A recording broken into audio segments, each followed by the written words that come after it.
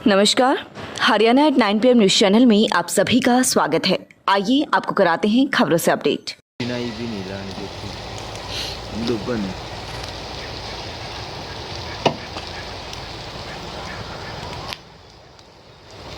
के बाद बांध बैठ गया था दुल्हा, पुलिस को दी शिकायत। पहले नाबालिग बोली 1 महीने बाद वह बालिग हो जाएगी और इसी से शादी करेगी। थाने में पहुंची नाबालिग की मां बोली उस युवक ने शादी का झांसा देकर किया दुष्कर्म। पोस्को एक्ट के तहत मामला दर्ज।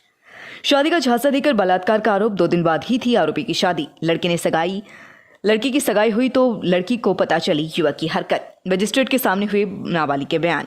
खरीदारी चल रही थी, जुट रहे थे मेहमान।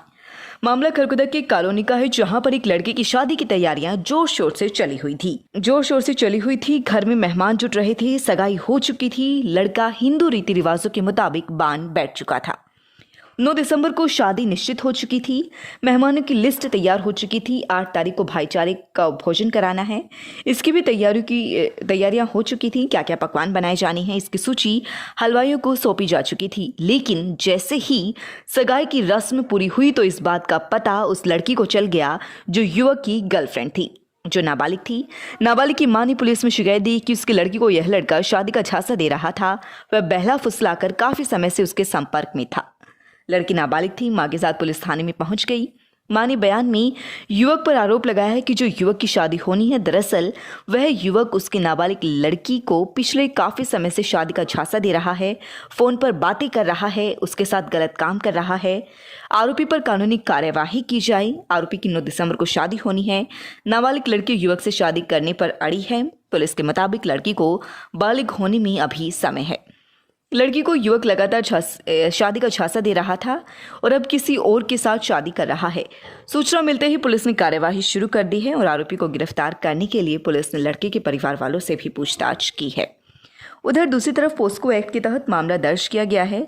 लड़की की मां ने युवक पर आरोप लगाए हैं कि युवक ने उसकी लड़की को शादी के झांसे में लिया हुआ था, उसे बहला फुसलाकर उसके साथ दुष्कर्म करता है। जैसे उसकी शादी के बारे में पता चला तो यह सारा भेद खुल गया। आरोपी के खिलाफ विभिन्न धाराओं के तहत पोस्को एक्ट के तहत मामला दर्ज किया गया है। फ्री महिला चिकित्सा कैंप 1 दिसंबर से 15 दिसंबर 2021 तक टुलिप अस्पताल सोनीपत में। महिलाओं से जुड़ी किसी भी बीमारी के लिए संपर्क करें। पता विवेकानंद चौक, दिल्ली रोड, खरखोदा। डॉक्टर अनुपमा सेठी अरोड़ा, एंडोस्कोपिक सर्जन एवं IVF स्पेशलिस्ट। स्त्री ऑपरेशन पर 50% तक छूट। रजिस्ट्रेशन कराने के लिए संपर्क करें 98 171 14 531। कछुआ पकड़ ले जा रहे युवकों से कछुआ छीन तालाब में छोड़ा। जीव वन्य प्राणी श्रेणी में आते हैं कछुआ। 3 युवक एक छोटे कछुए को पकड़कर उससे ले जा रहे थे ताकि उसे बेच सकें। इस तरह से ऐसे लोग वन जीव प्राणियों को पकड़कर उनकी तस्करी का काम करते हैं। रोहट नहर से कछुए को पकड़कर ले जा रहे युवकों को 2 राहगीरों जितेंद्र व प्रवीण ने देख लिया। उन्होंने उनका पीछा किया और उसने कछुओं के बच्चों को छीन लिया। यही नहीं, आरोपी पहले तो इस कछुए को देने को तैयार नहीं थे, लेकिन जब उन्होंने पुलिस के हवाले करने की बात आई तो आरोपी कछुए को छोड़कर फरार हो गई। बाद में खरखुदा के पूर्व पार्षद प्रवीण व ककरोई के जितेंद्र ने योजना बनाई कि कछुए का संरक्षण करते हुए कछुए को किसी ऐसे तालाब में छोड़ा जाए जहां से उसे कोई पकड़ के ना ले जा सके। बुधवार को खरखुदा के छपड़ेश्वर मंदिर में बने तालाब में छोड़ा गया। वहां पर दर्शन करने आए बच्चों के हाथों से कछुए को तालाब में छोड़ा गया। इस मौके पर प्रवीण ने कहा कि हम वन्य जीव प्राणियों को अपनी जिंदगी व स्वतंत्रता होती है, किसी भी इंसान को उनकी स्वतंत्रता भंग करने का अधिकार नहीं है। ऐसे जीवों को कौन तो पालना चाहिए और ना ही उनकी तस्करी करनी चाहिए। कुछ लोग इस तरह के जीवों का पालन करने का शौक पाल लेते हैं, जबकि वास्तव में ऐसे जीवों को पालने का मतलब होता है उनकी प्राकृतिक शक्तियों का हनन करना। वे अपनी प्रजातियों से बिछुड़ जाते हैं, अपना हुनर धीरे धीरे खो देते हैं। इसलिए हम सबको चाहिए कि सभी जीवों का सम्मान करें। उन्होंने अपील की है कि जो लोग अपने घरों में कछुए पाले हुए हैं वे उसे तालाब में ही छोड़ दें। वैसे भी ऐसे जीवों को पालना या उनकी तस्करी करना कानूनी अपराध है। कुछ नहीं बोला, कछुए पे जी। ये कछुआ है, कोई आदमी जैसे लेके जा रहे थे इसको खाने के लिए, तो हमारे एक साथी ने इसको छीन लिया। तो उसके बाद उसने हमारे को दे दिया। हम यहाँ आज छपड़ेश्वर इसमें मंदिर में जैसे इसको छोड़ने आए हैं इसके जोड़ में, और ये आज़ाद है, आज़ाद ही रहना चाहिए।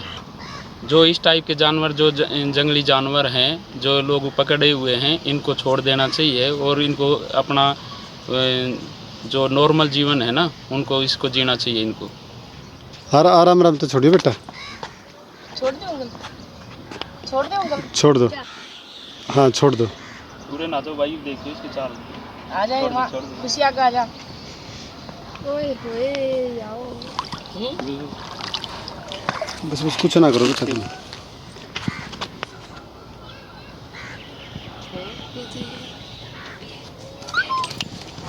ये तो बैठ गया अंकल का। वो अपने आप चला। हाँ जी, मैं मलिकपुर गांव से आई हुई हूँ। पवित्रा मेरा नाम है। ट्यूलिप हॉस्पिटल में आई हूँ। मेरा इलाज होया यहाँ पे एक साल से भी ऊपर मेरे को बाथरूम की परेशानी थी और मैंने कई जगह पर दवाई खा ली थी, आराम नहीं लग रहा था। और यहाँ पे मेरा इलाज होया है, ऑपरेशन होया दूरबीन के द्वारा और मेरा अच्छा ऑपरेशन हुआ है। बढ़िया डॉक्टर हैं, डॉक्टर भी मैम भी बहुत ही अच्छी हैं, अच्छे से बोलती हैं, बहुत अच्छा इलाज हुआ। मैं कल हॉस्पिटल में दाखिल हुई थी, आज मेरे को डिस्चार्ज मिल जाएगा। ठीक ठाक हूँ मैं बहुत अच्छे से, कोई दिक्कत नहीं है मेरे को। उसके लिए लॉकर की सुविधा उपलब्ध है। हाई स्पीड वाईफाई हमने लगवाया है यहाँ पे। बच्चा मोबाइल से पढ़ता है, कई बार बच्चा टैब से पढ़ता है या लैपटॉप का प्रयोग करता है, तो हमने हर सीट पे बच्चे के लिए चार्जर का और बिजली के कनेक्शन का जो है फैसिलिटी भी उपलब्ध करवाई है। लगातार खबरों से बनी रहने के लिए चैनल को लाइक, सब्सक्राइब और शेयर जरूर करें। धन्यवाद।